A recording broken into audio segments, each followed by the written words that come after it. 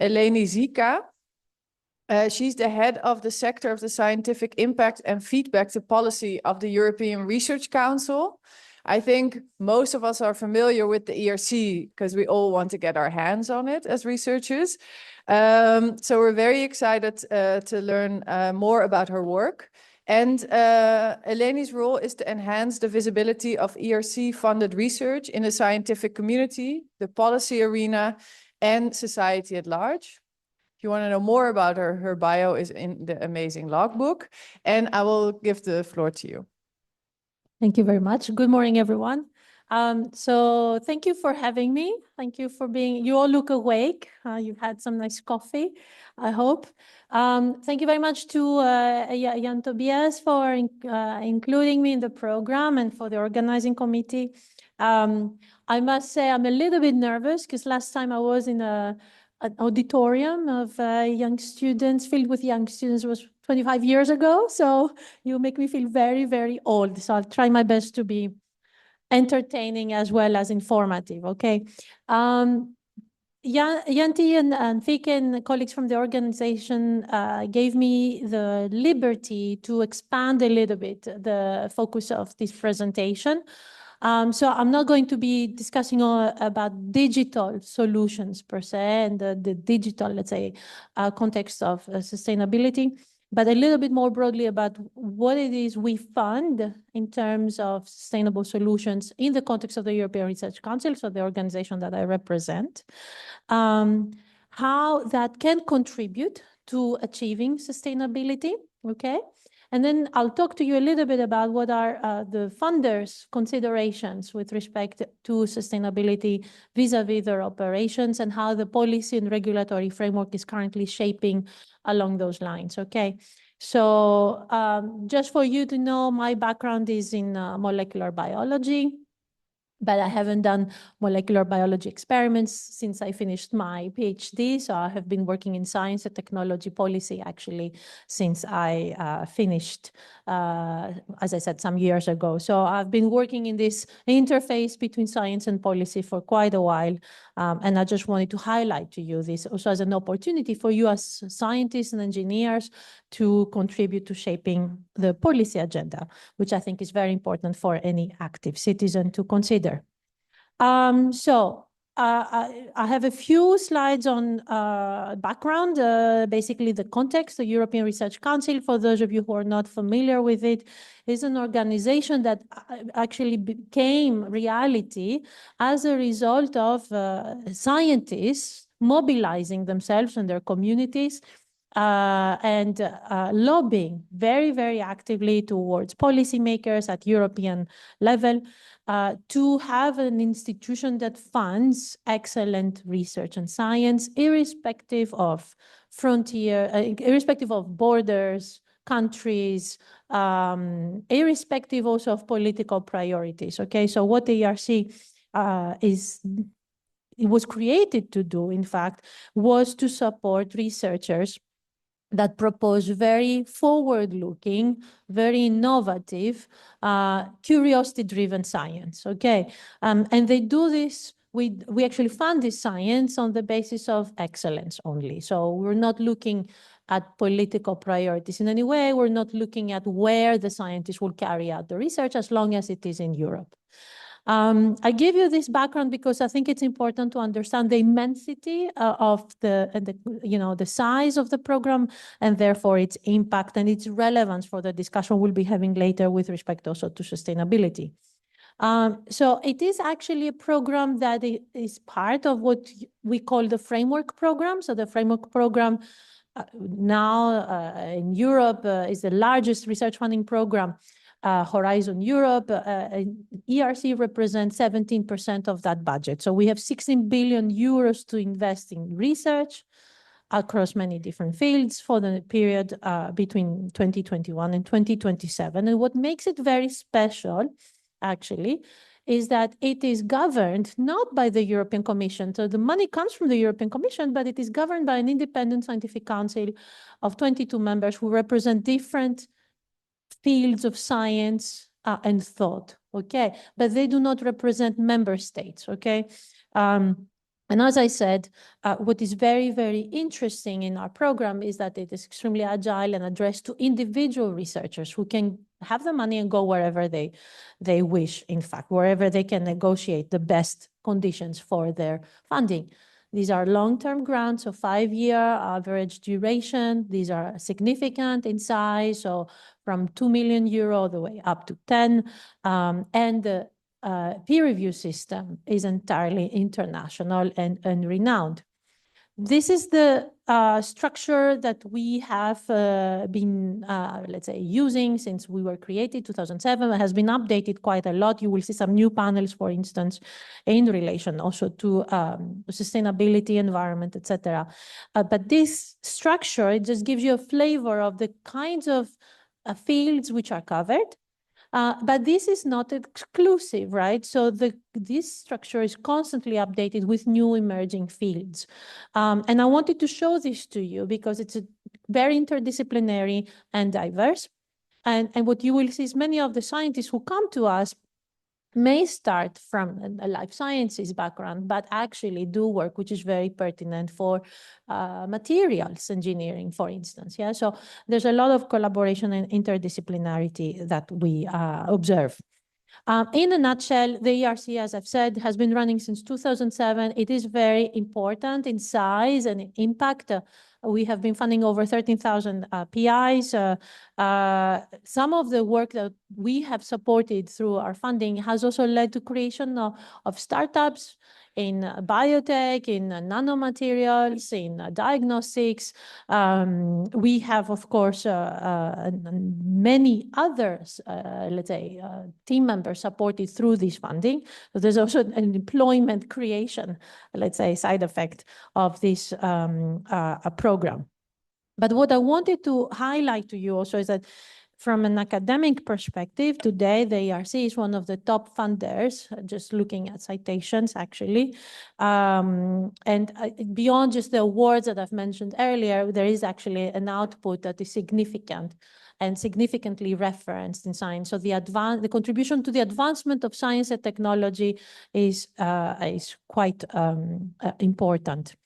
I've mentioned earlier there is a strong link to innovation as well, because many of our grants actually not only lead to the development of patents or patent applications, but they have also led to the creation of companies, which I have, as I've said, have had to do with nanotech, with semiconductors, with biotech, lots of different examples. I'm not saying this to impress you. I hope you are impressed, and I hope that inspires you also in your pursuit of thought and science and research. But what I wanted to highlight is that in spite of that entire, let's say, impact and positive, let's say, benefit that this has created for European research, still there's an increasingly very fast increasing global competition. We see basically, when you look at our main competitors, if you like, US and China, today, they are investing today considerably more in research and development than the EU as a whole. I mean, I don't even want to go into the figures when it comes to individual countries. So in an environment like that is very fast and rapidly evolving, and in an environment where you have also questions of security and strategic autonomy and geopolitics developing very, very rapidly as well, one has to look to science and research as the opportunity as well to drive the growth and competitiveness of the European Union. And for those of you who have not heard about this yet, there is a report that was published just a couple of days ago by Mario Draghi. I don't know who knows Mario Draghi actually in this floor. Oh, wow, you're well informed. Congratulations. So the Mario Draghi report I'm highlighting here today, I think it could be worth actually glancing at it when you have a moment, actually really pointed to the importance of science and investment in science and in innovation, of course, for driving the growth and competitiveness of Europe in order to have a chance, to catch up at least with US, China, and others. And I wanted to tell you today that the frontier research that we found, which, as I've mentioned, is really blue sky work that pushes the frontiers of science and technology, can play a critical role in driving that kind of competitiveness. And why should anyone be investing in frontier science, if it's just about generating knowledge? Well, generating knowledge is actually very important good, and it's a non-rival good. It's a good that it benefits everyone in society, okay? So I think this is really hugely important. And one of the challenges that my team is trying to address in our context is how we can actually extract information from all this research that we found, over 13,000 projects from social science to humanities to engineering to life sciences. How can we extract information and the outcomes and the results of all of that work, and a lot of money invested in that work, to inform policymakers when they think about, regulation for sustainability, for instance, or regulation for the biotech sector or for drug development. So how can we generate an evidence base that is robust enough and informative and can be communicated in simple terms towards policymakers? So this is what my team is trying to do. And I think, you're all in science, and I don't want to preach to the choir. I'm sure you are probably agreeing with me that science is very, very important for society. But I think very frequently we forget that it can actually help us to predict and manage unpredictable crises and cope with them. The example of COVID is there. One of the reasons why we had a COVID vaccine in record time is because there was 20 years of related research happening before that led us to this point and allowed us actually to respond very quickly. So the quote came from our president, Maria Leptin, who's a life scientist actually, and was addressing the UN summit, the UN General Assembly, their science summit a few years ago. So all this intro that I've been giving, and probably you're bored by now from this, leads me to talk to you today about how important science is for sustainability, okay? And in Europe, we have a plan to achieve a sustainable European economy, okay? And this plan was very ambitious. It was introduced within the first 100 days of the previous commission. The new commission will try to develop this further. It's the European Green Deal. And what you can see here is actually that it is very, very broad and encompasses a number of different pillars. So anything that has to do from climate adaptation and mitigation, laws that can help us to address that, to financing green projects, to creating regulation that allows businesses to become more sustainable, frameworks that allow us to monitor sustainability and measure our carbon footprint in a manner that is more robust and systematic, measures that look at how we can create more sustainable supply chains, how we can create more sustainable food chains, from farm to fork, how we can develop greener industries. Yeah, so the European Green Deal is the main legal and policy framework that informs and guides anything that relates to sustainable development and let's say the achievement of a net zero. We are very far from there. Of course, this has been a very ambitious plan, and there's still a lot of room and a long way to go. But what I wanted to say is that Europe was a pioneer in addressing sustainability, and from a very holistic perspective, actually, this was at the time really quite an impressive and forward-looking initiative. Now, everything that I showed you in relation to the Green Deal actually is very much intertwined with the Sustainable Development Goals. So all of these different regulatory and legal packages, regulations, directives, guidances, I'm not going to go into the different jargon of these instruments, but they all link to Sustainable Development Goals. And this is also, I wanted to say, the backbone of the design of this regulation. So the two are intertwined. There's a lot of discussion at the moment at an international level as to whether Sustainable Development Goals are the absolute panacea for accomplishing sustainability. We can talk about that later if you're interested. But what I wanted to talk to you about is how ERC-funded research that comes from a completely bottom-up perspective, so very smart people coming with their very interesting, innovative, curious ideas, actually contribute to sustainability. Okay. And ERC has been thinking about this for quite a while now. And some of the work that I will show you has built on previous work. So since 2019, we've been trying to look at what are research that we have been investing in and supporting created pathways to sustainability that can allow us and derive solutions that are really useful also on the ground, either in terms of advancing our thought about how to get to net zero or producing concrete technical solutions, okay? What my team does and why I'm very passionate about this is an activity that we call in our internal jargon feedback to policy. And as I said, what we're trying to do is from a pool of 13,000 projects, actually 14,000 today, how can we get to the results in a manner that is, let's say, informative, simple to communicate towards policymakers. So how can I explain how those different projects can contribute to different aspects of the EU Green Deal, for instance, towards policymakers within the European Commission? So a main client, if you like, are the policymakers in the European Commission. And much of the work that we do actually also feeds into the reporting and monitoring strategy of a European Scientific Council, as well as to their communication strategy.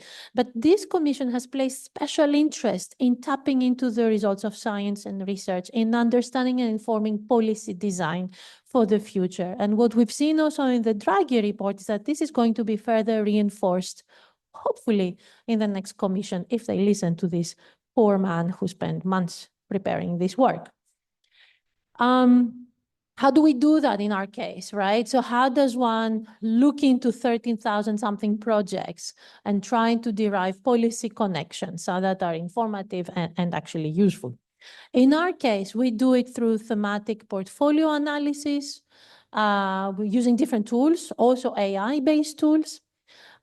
We try to look into the results of the projects. And I should say here, the link to the policy connections is actually very, very challenging because many of our projects we are still running and the actual impact on policy can be many years later. So we're just scratching the surface at the moment. And what we're also investing in a lot of effort at the moment is what we call thematic foresight. So think about it. Our projects are actually at the frontier of scientific and technological development. They are producing the emerging fields. So we should be able to understand what those are, emerging trends, new developments, and communicate that back to policymakers who are thinking about, the future industrial policy or thinking about where to invest money for specific sectors or how to build up partnerships with industry, for instance. Yeah. So we're doing a lot of horizon scanning, and I can talk to you later about what that means. And we're trying basically to build the evidence base that allows policymakers to understand how science can contribute to their reflections. We do this through an initiative that we call Mapping Frontier Research, and we've been using this kind of taxonomy approach for quite a while. We've been trying now to move to more AI-based semantic searches and semantic searches that help us to allow portfolios in a more automated and rapid manner. But all this has led to a number of publications this year that have, ranged from looking at how our portfolio contributes to sustainability in terms of food production and consumption, or in terms of biodiversity. We've been looking at other topics which are especially important for the European context today: democracy, AI, and others.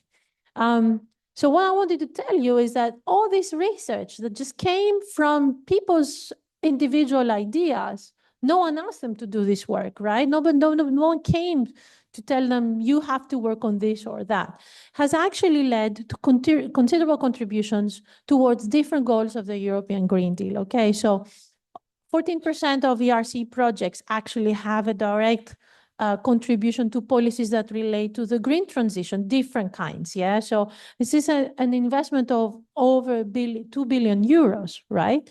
And what I'll show you here is that they have considerable contributions towards very specific areas in looking at, for example, at how we model climate change, how we actually can contribute to more sustainable energy production or better and more sustainable greener transport modes, how we can protect biodiversity, how we can restore actually biodiversity in some cases.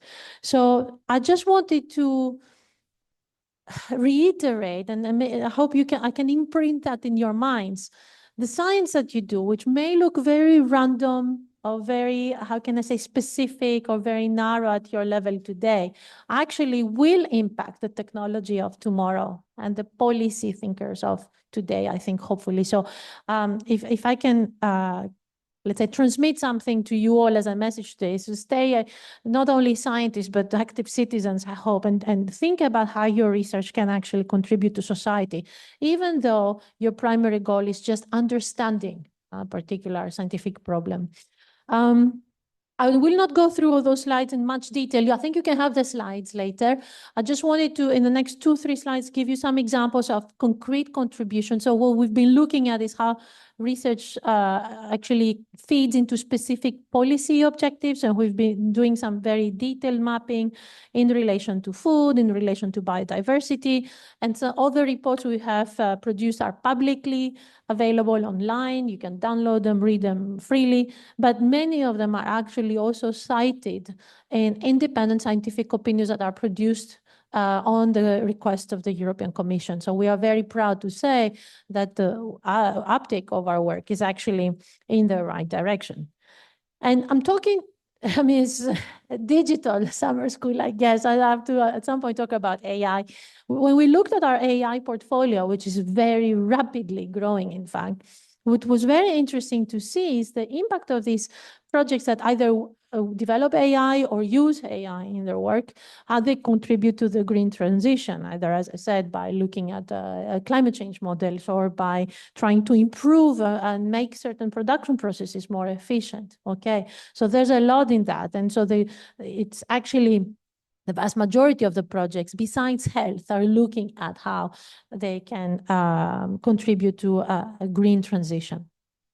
But of course, the research that we invest in and we support can actually produce a lot of innovative solutions for sustainability, or sorts of solutions, technical, modeling, data that can be very interesting and useful in different considerations. Yeah, but the research itself has impact also on the environment and climate.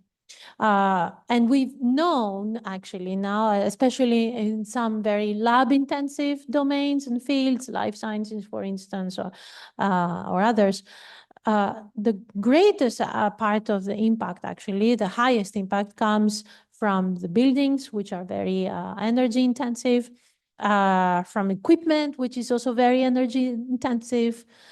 In many cases, also computational power requires as well a lot of energy. I mean, as I was preparing for today's talk, I was reading earlier on that the training of one AI model, can actually lead to a carbon footprint of 5 cars running for a lifetime. So it's something that we need to be thinking about. I mean, there's many other impacts in relation, for instance, to the use of water or other primary or raw materials. The pollution, single-use materials, lots of plastics. I mean, as a life scientist, I can tell you how many pipettes and tips that I've thrown away in my lifetime. And back in 1999, when I was doing research, this is something that was not in our minds. And this is actually changing a lot.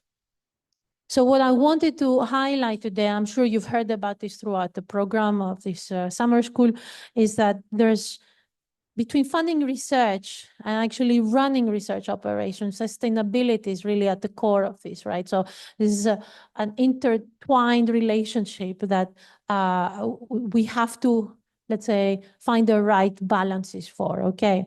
So as I've mentioned, funding research can produce a lot of innovative solutions that can lead us to accomplishing carbon neutrality. But we have to, at the same time, be thinking about the impact of our research operations. And in fact, funders and research institutions are taking notice of this. This very different situation from 20 years ago or even 10 years ago when this was not in anyone's mind. Today, this question of impact of our work, of our research as such, is in everyone's mind. And there are funders who are not only discussing this more openly, but are actually taking action in different kinds of forms by encouraging sustainable lab practices, by awarding green lab certifications, by encouraging new collaboration models or more sustainable traveling, by raising awareness and training people to think about how they can run their work in a more sustainable manner. Some actually are also funding climate research and specific climate action. I've put up here a couple of examples which are very recent. For instance, the Marie Curie fellowship program that is part of the Horizon Europe Framework program has issued a green guidance to all of its beneficiaries. So anyone that gets an award from that program has to follow basically these practices. But there's other funders. EMBO, for those of you who may not know, this is a European Molecular Biology Organization. They recently convened a workshop of many funders across Europe to discuss about how to come up with a common framework for sustainability. And the UK have been pushing a lot at the level of all research institutions and private funders or charities like the Wellcome Trust to try and come together and think about that. In the ERC, we're also looking at the potential impact of our funded research on the environment through the ethics review process. I will not go into these details, but there is a consideration of how our work actually, or the work that we support through our funding can impact the environment, nature conservation, pollution, etc. So this is something that is assessed as part of the ethics once the grants have been selected on the basis of excellence. So this ethics review is something that is done after the main evaluation of the projects. So while funders and research institutions and many stakeholders, policymakers are actually becoming much more organized and structured and proactive and active around this question of sustainability and carbon neutrality, there's still some challenges, of course, that we all have to face jointly. Measuring impact on the environment is extremely complex. So the question itself is very, very difficult, and assessing carbon footprint can be done in so many different ways. So having kind of a common framework for all of this is something which is a massive challenge and something that is in everyone's minds. There's a lot of lack of guidance still at many levels. So some institutions, some universities have issued some guidance for their professors, researchers, what have you. Others have not. Some guidance exists at European level, for example, the do no harm principle or do no significant harm on your environment, but no one knows how to implement that. So there's notions of uncertain definitions and, more importantly, uncertainty around the action. How do I actually make sure that I do no harm by, I don't know, running a training model on AI, on ChatGPT, even though I need it to, to deliver the research for which I'm paid, in fact. Enforcing those requirements, very difficult. Some institutions have requirements, others have just guidance, But what perhaps I want to leave you with is that there is also a lot of opportunity. And I think we should be hopeful because there is a joint sense of agency and urgency, I should say, across many different organizations and many different communities, and willingness to take initiatives that can lead us to a better sustainable future, hopefully also to net zero, hopefully. There is commitment to collaboration. I talked to you about organizations like EMBO who try to bring funders together. There's others, also Science Europe, for instance. There's ongoing dialogue, and I think the awareness raising continues to increase, and it's much more systematic. And there is a policy framework and a legal framework, at least in the European Union. There are laws that are implemented and policy guidances that are there for us to be, let's say, guided by, at least, okay? So I think the elements are there for us to be able to move forward, and I hope that we can do so more effectively in the very near future. I mean, we're talking about goals for 2050 or 2030, but frankly, it should be all about today, in fact. As far as the ERC is concerned, as a pan-European top funder globally, it is also very sensitive to questions of sustainability. So they have created a working group within the Scientific Council that thinks about carbon neutrality. And they're actually in the process of doing a stock taking of everything that's going on and exchanging information with other funding organizations. And we'll think about what kind of guidance or statement they will be issuing in the context of that, that is aligned as well with what everyone else is doing. Because in fact, our beneficiaries, 13,000 something, have to, in any case, operate within the legal and regulatory framework of their host institutions, of their universities, of the other funders by whom they are supported. We are also in very close connection with other programs, at least within the European Union, to understand basically how we can best coordinate this kind of work. I'm actually very much involved in that myself. And my team is also currently working on a study that is looking at how ERC-funded research leads to transformative change, or what kind of solutions it produces for transformative change towards a green transition. And this is something that we will be publishing at the end of this year. We're also organizing a conference that you can also register to in December, looking at basically how we can contribute to sustainability within and beyond our boundaries. So with that, I'm going to thank you for your attention. Thank you for not falling asleep. I hope it was partly interesting. I'll be very happy to take your questions.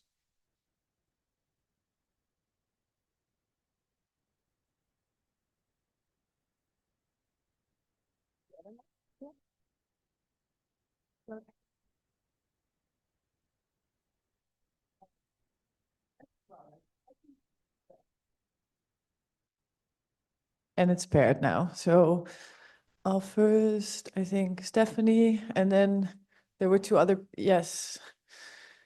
And Lou, okay, Stephanie, Lou, and then we'll go here. Thank you. Maybe first a bit of a polemic comment. You said that I think 14 in some slide or 29% of the ERC projects contribute to the green transition. And I'm wondering if it shouldn't be 100% that have at least an indirect link and show how they are not at least worsening the situation. The second question I have is when you say you think the research is impactful, do you believe that researchers should have a different position also in fostering that transformative change? Yesterday, we listened to a presentation by scientists, by someone from Scientist Rebellion, right? Thank you. And I mean, there are different ways of engaging, but at least I would say in my own context, I work in a Helmholtz Research Institute. We're doing transdisciplinary research, and we're still sometimes considered as an exotic species because we try to engage with policymakers and industry and try to make them be able to use scientific results and also co-design solutions and co-design questions. So the question is, how does the ERC view this entire engagement of scientists with society? Shouldn't there be more of it?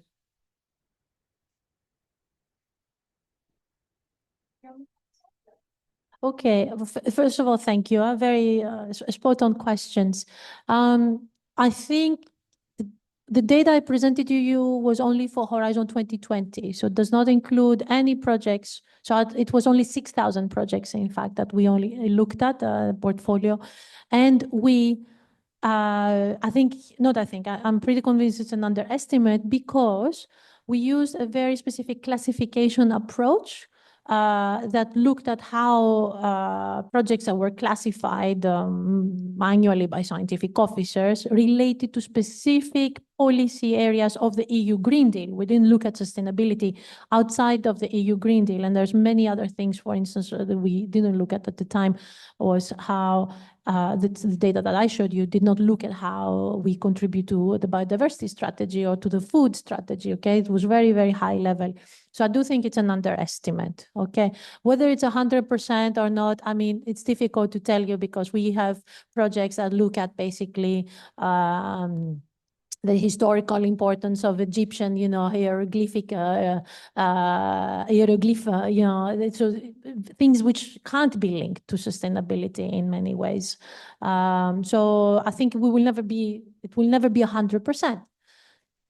That does not mean, though, that the research that we support should not be considering while they carry out this research, if it's sustainable or not. And this is why this working group of the Scientific Council was created on climate neutrality, who's at the moment taking a stock of what other funders are doing along those lines, will be coming up probably with some ideas and suggestions towards the beneficiaries of these grants, to be telling them, think about before you travel. In fact, we already tell them this because in the Horizon Europe regulatory framework program, under which we also operate, has specific rules for the researchers that are supported. Okay, so think about sustainable traveling, think about, energy efficient processes, or make sure your institutions support, for instance, energy savings, electricity, thinking about water contamination, etc. So we operate already under a legal framework that has some requirements and expectations for all the beneficiaries. Yeah. So what the council wants to do now is to think about, as a European Research Council, what they will communicate to their beneficiaries. So your second question was about engagement of scientists with policymakers. This is very near and dear to my heart. I left the lab myself precisely to work in this domain because I think it's crucial, actually. Science, I can't operate in silo or in a bubble. We are all part of the society, and I think we have the legal and we have the ethical and moral obligation to communicate about the knowledge that we generate or we contribute to generating. Okay, and knowledge that is generated can be useful in itself, but let's say can also be the lack of the failures in our experiments can also be informative and useful in policy design, in the policy reflections, etc. So the ERC also thinks this is very important, and that's why they created this, my team, in fact, to work on this. First of all, to understand what kind of science we produce and invest in. Nobody really knew that. Nobody did that systematically until 2 years ago, right? So until 2 years ago, we couldn't say, how much do we actually invest in biodiversity? Nature restoration law came through a couple of months ago, actually, very recently. We didn't know how we contribute. Some of our grantees actually were part of the committees that were discussing those laws or those directives directly with the Commission. We didn't know as a funding organization. So this is very, very important to tap into. And I personally think that the first step is communicating and raising awareness. So go out and talk about your science and be part of the society. And, these policy dialogues are often very frequently very open and public. You can contribute to public consultations of directives. Commission gives that opportunity all the time. Every time, actually, they discuss a regulation. So I think it's very, very important. And that's why I took quite a bit of a long, long way to talk about this before I came to you, my conclusions about how we contribute to sustainability. Okay, so first we need to understand what kind of science it is that we fund. And I also wanted to say that this kind of science was not dictated by anybody.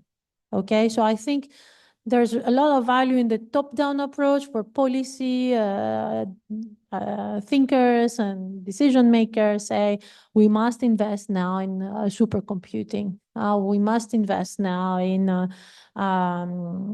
let's say, bio-based materials. Yeah, there's a lot of value in that. Okay, but in addition to that, I think one has to say, we must invest in science that helps us understand our planet, our biology, our chemistry, our physics better, so that those very top-down specific programs can actually be more effective, can bring the scientists in quicker, in closer collaboration also with industry, and at the right time, okay?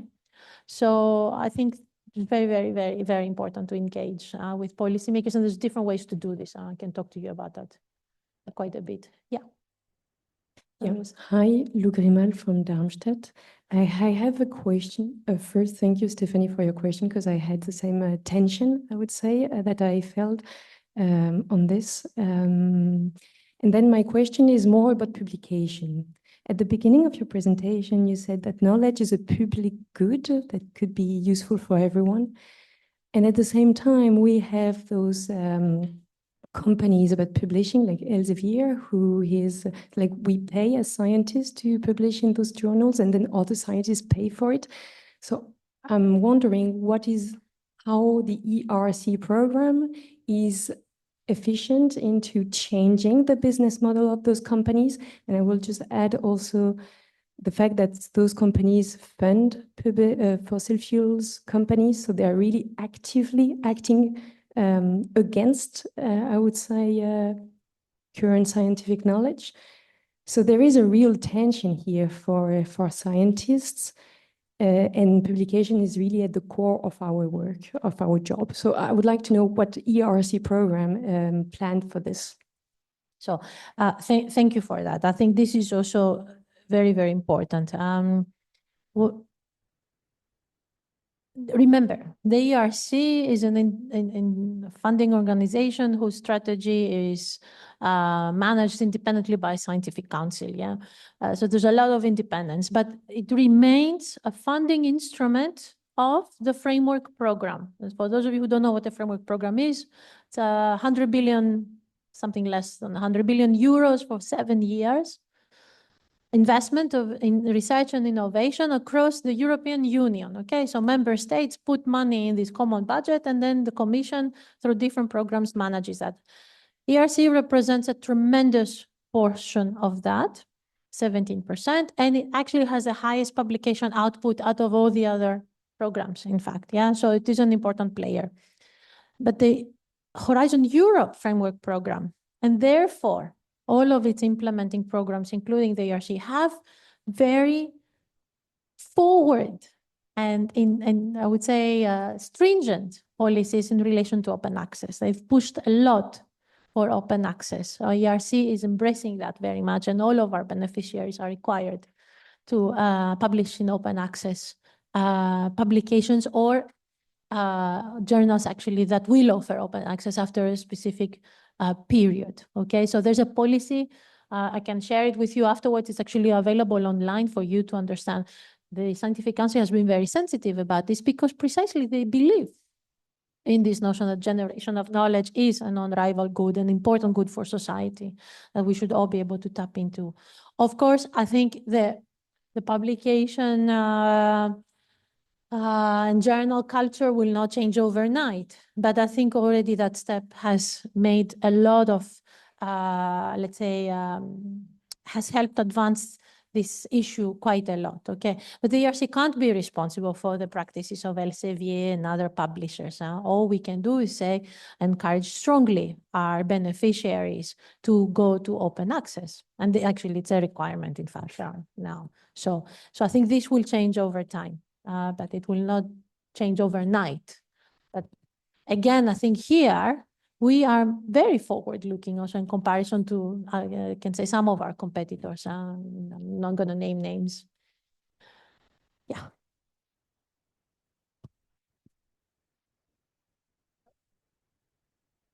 Yes. Yeah, there's 4 questions here and then in the row. So I suggest we take two, and then we still have time. We go to the middle. So please ask your question and then pass it to the back, and then we can get Eleni to answer it. Thank you for the presentation, and I like the articulation you made between a top-down and bottom-up need for research in those 2 directions. I also felt the same tension as Stephanie and Lou earlier, and I would like to phrase it from the political side with the values that are carried in the ERC framework, because at the start there is a clear motivation for contributing to social or common goods by increasing the knowledge of humanity, which is more on the left side, I would say, on the political spectrum. But on the mean to go there, the freedom to research on anything is more on the right side. And it's more linked to the freedom for enterprises at the same time that leads to the creation of Mark Zuckerberg willing to create a virtual world with the Meta, with Elon Musk being the king of the world and using X for promoting Donald Trump campaign. So this freedom aspect to me is interesting, but maybe when we are outside the planetary boundaries, as we are now, could be revised. I'm not sure how to arbitrate between the different projects, but solely basing the judgment or the selection on excellence sounds a little bit conservative on my side, not much progressive. And especially given the fact that even if we give freedom, in the specific case of technologies, there are so much drive to orient research toward the interest of the GAFAM or the global players. Because when you go to a conference, a research conference in ICT, usually the keynote is given by Meta, or it's given by OpenAI, or is given by another company, and they actually steer the research in their direction, making a hype on what they are researching. And so the public money is actually kind of diverted, partly at least, towards the objective of those mainstream companies. And so giving the freedom is actually just very conservative and consolidating the kind of monopoly that GAFAM has on their own R&D, plus outsourcing this to academia. So my concern here is that, is there like a reflection at the ERC level to kind of complements this freedom of topics and the pure excellence criteria with other criteria that would be more for social goods?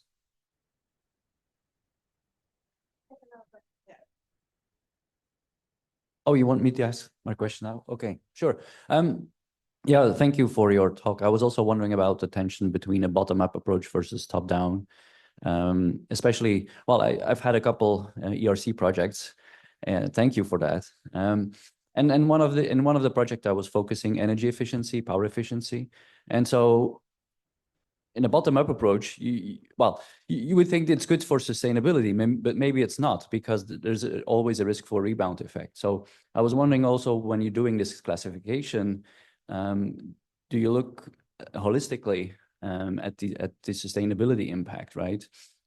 Superficially, you would say my project was helping for sustainability, but if you look at the bigger picture, it actually doesn't. On the contrary, it's actually counterproductive. So yeah, I was wondering, so if the goal is really to improve the environmental footprint of everything we do, wouldn't a top-down approach be better than a bottom-up approach? And linking that also to the classification that you're doing, which is great. And I'm not criticizing, but it's great, but I wonder whether it's the right methodology. Okay, maybe I'll start with the classification question, and then I'll go to the other 2 questions that were a little bit interconnected. So first of all the work that I've shown you today was not created to assess the portfolio of 13,000 projects' impact on sustainability, okay? So we've taken a very thematic and specific, very fragmented approach so far, because we had to build a way to be able to do this, actually. And we had to start kind of from scratch. And the classification that we developed with the Scientific Council has 900 terms. Science continues to evolve very, very rapidly, and some of the important fields are actually not represented by those 900 terms. So something we need to constantly improve, in fact, and complement and adjust, in fact, yeah. And that's why I brushed through this in my presentation. What we're trying to invest in right now is moving away from this kind of very rigid, non-dynamic classification approaches towards more AI-based semantic approaches that can allow us more agility. But there is no perfect approach to measuring sustainability impact of projects that range, as I said, from looking at historical archives of Christopher Columbus, all the way up to the development of a very specific gene editing technique to, I don't know, look at an immune reaction to some virus. Yeah, it's very difficult task what we have. Why? Also because we're entirely bottom up. People can just come up with any idea.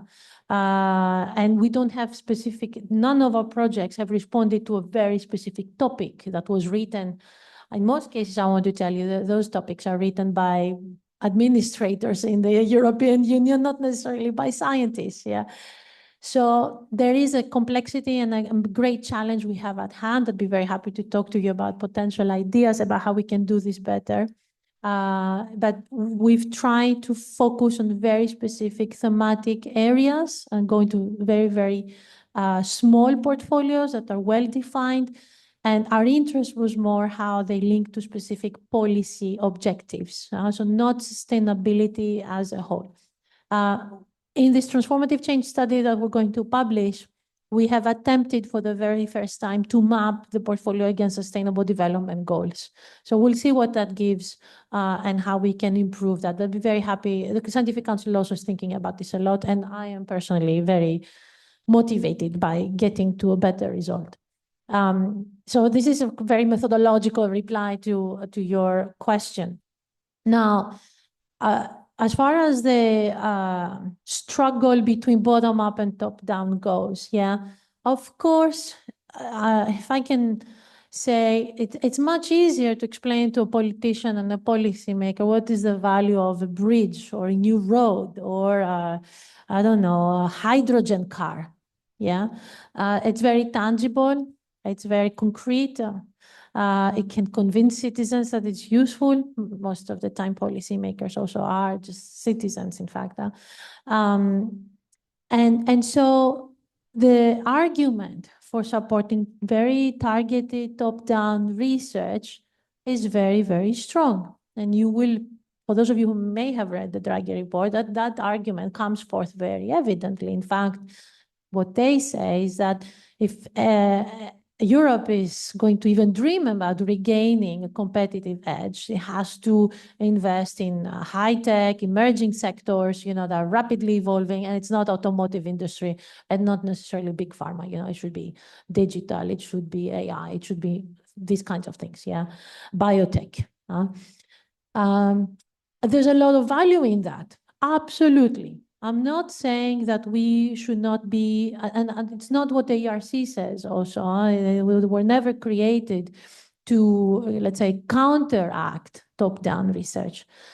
They were created because there was such a gap, actually, at the time, this is 2007, in producing high-level, high-quality academic research and knowledge, in fact, to be able to support and enable a lot of the research and work that was done supported by top-down programs. Okay, I think I think there's also value in frontier science because much of what is produced through this kind of work can lead to unexpected developments that we could not predict. I mean, who knows when the next COVID-like crisis will occur, and we know that research takes time. So if we kind of neglect that part completely, I think we will also lose the opportunity to regain our competitive edge. So one has to think, and this is very difficult in the context of discussions of public spending in times of security issues, geopolitical issues, wars, and what have you. So where do you put your public money first? This is a very difficult question to answer, I would say. And I think the goal of the ERC is to not say forget about everything else, but it's just to say do not forget about the value of science per se, because it can be a great enabler, I think. And this is nothing new. I mean, the people who were coming up with hydrogen bombs, were saying, what we're studying today in science is the technology of tomorrow, in fact. Yeah. So the two go hand in hand.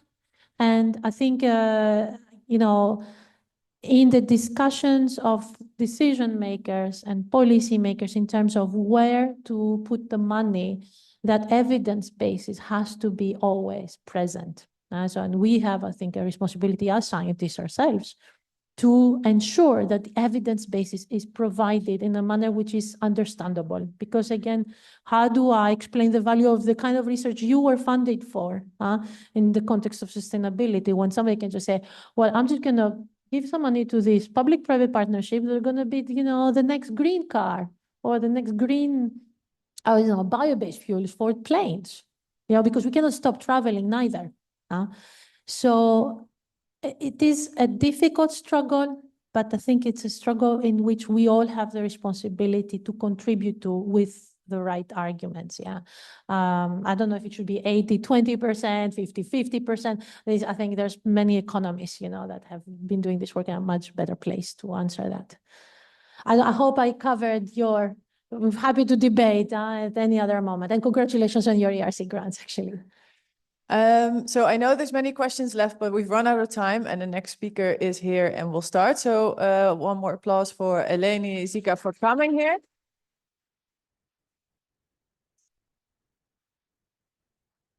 And I think a lot of these tensions that people raise in their questions really point to this idea that it's just an assumption that people do scientific research, that they do it for the public good, whereas also a lot of people just do it for recognition, pocketing money, whatever. And we all see this, especially in the tech field. So I think these critical questions are really important.